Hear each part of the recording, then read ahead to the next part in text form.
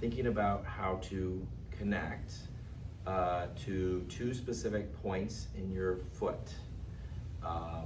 We want to think about, there's three in total: the heel, pinky toe knuckle, and big toe knuckle, which on the foot is more up here because there's the little itty bitty toes compared to the long fingers, and our thumb would be extended to be the big toe here. So it's really just the outer heel and the big toe knuckle, which again is more up here.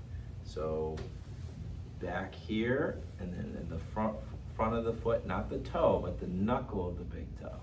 So it's very important to be able to connect to those 2 points and to do it simultaneously to achieve stability. And that third point, the pinky toe knuckle, that one we can get in process of connecting those other two, because it kind of is in the path as you connect one to the other. So if we try to imagine connecting the dots, it's the outer heel. As we come down in a heel strike, like walking, outer heel, we roll from back to front, but we also roll towards the inside, from out to in.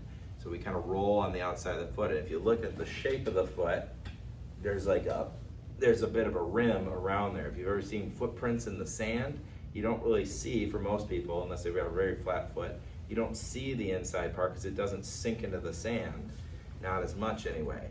And so you get the imprint more along the outside. That doesn't mean we're stomping down into it.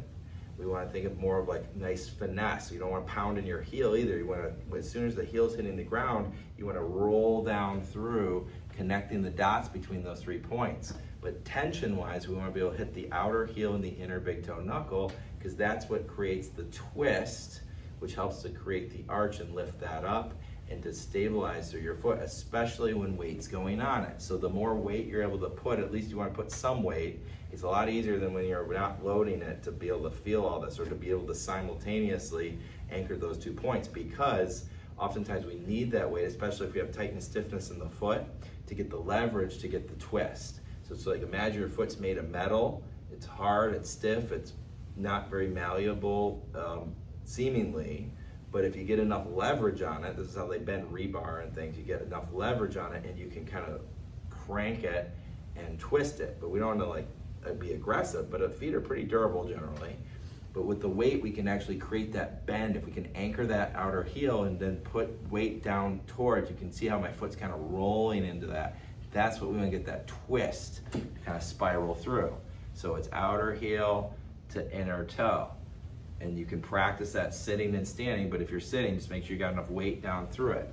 And the parts of the body that are going to synchronize with those is if you take your hands like kind of a karate chop. If for some reason that's bothersome for your neck or shoulder, you can try turning it over. Just tuck your thumbs, turn it over and in, and then what you're going to do is you're going to try to pull in and kind of fold. Bring the opposite chest. You're twisting through your body, but you got to pull that pelvis back. At the same time, you're going to pull that knee in. You might want to use your opposite hand to resist it.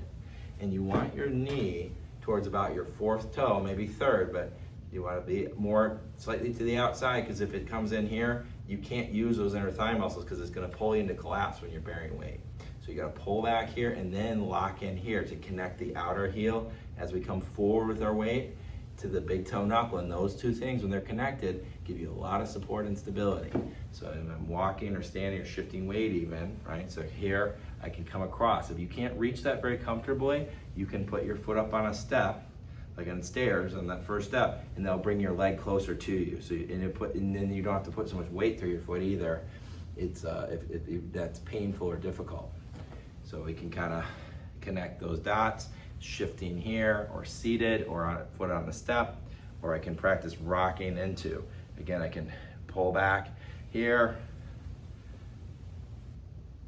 I can roll into the foot ankle and create that twist and that seal and that lock, and I can really connect on every weight shift, every step, and that will enhance your stability all the way up and down through your whole body. So that should be very helpful and a key aspect of stabilizing and controlling your movements.